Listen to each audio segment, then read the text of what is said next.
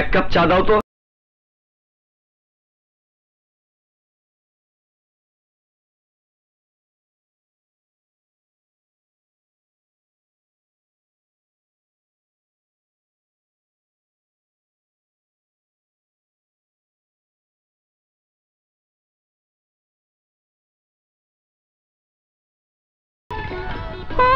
তুমি চা খেতে গেলে পয়সা লাগে, আর তোমার তো চাকরিই নেই, তুমি পয়সা দিবে কোত্থেকে? আনবো, দেবো। চাকরিটা ফিরে পেলে সব টাকা শোধ করে দেব। শুনেছি নতুন ডিবি ইন্সপেক্টর আসছেন। স্যার যদি ভালো হন, আমার ফাইলটা দেখলেই আমার বিশ্বাস আমি আবার চাকরিটা ফিরে পাবো। আমি বিশ্বাস করি না যে পুলিশটা ভালো হয়। পুলিশটা ভালো হলে তো আমার ভাইয়ের খুনের বিচারটা এতদিনে হয়েই যেত। আরে না না, সবাই খারাপ না। দে তো এক কাপ চা দে।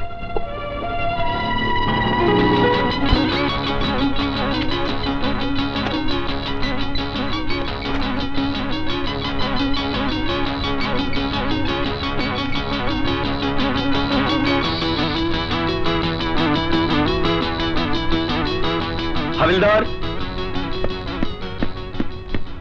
স্যার। আচ্ছা, এই থানায় এর আগে একজন এসআই ছিল, সে কোথায় থাকে? কার কথা কইতাছেন স্যার? আরে ওই যে চাকরি হারিয়ে এখন বেকার হয়ে ঘুরে বেড়াচ্ছে। ও, রাজু স্যারের কথা কইতাছেন? হ্যাঁ হ্যাঁ, রাজু। আরে কি ভালো মানুষটাই না ছিল। এলাকার যেখানে যে অন্যায় অত্যাচারী হতো সেখানে গিয়েই রাজু স্যার নির্যাতিত মানুষের পাশে গিয়ে দাঁড়াতো। কোনদিন তারে কোনো অন্যায় কাম করতে দেই নাই। পুলিশের চাকরি কইরাও ঘুষ কি জিনিস সে চিনতেন না। সেটা আমি তার ফাইল দেখেই বুঝতে পেরেছি। সমাজের কিছু অসৎ ব্যক্তির কাজে বাধা হয়ে দাঁড়িয়েছিল রাজু।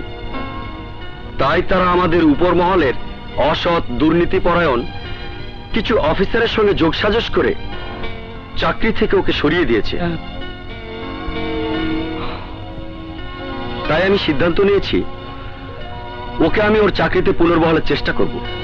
সত্যি কইতেছেন স্যার? হ্যাঁ, তবে চাকরি ফিরিয়ে দেবার আগে ওকে আমি কিছু জিজ্ঞাসাবাদ করতে চাই। তুমি এক কাজ করো, রাজুকে বলবে ও যেন আমার সাথে আমার বাংলোয় দেখা করে। Okay sir.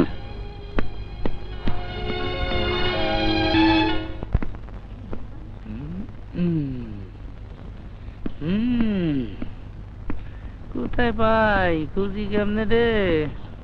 ঘুরতে ঘুরতে জীবন যাইতেছে, কেমনে মামু? কি করি? আরে চাকরি খুব কঠিন। কেন আইলাম পুলিশের চাকরিতে রে? কি করি রে?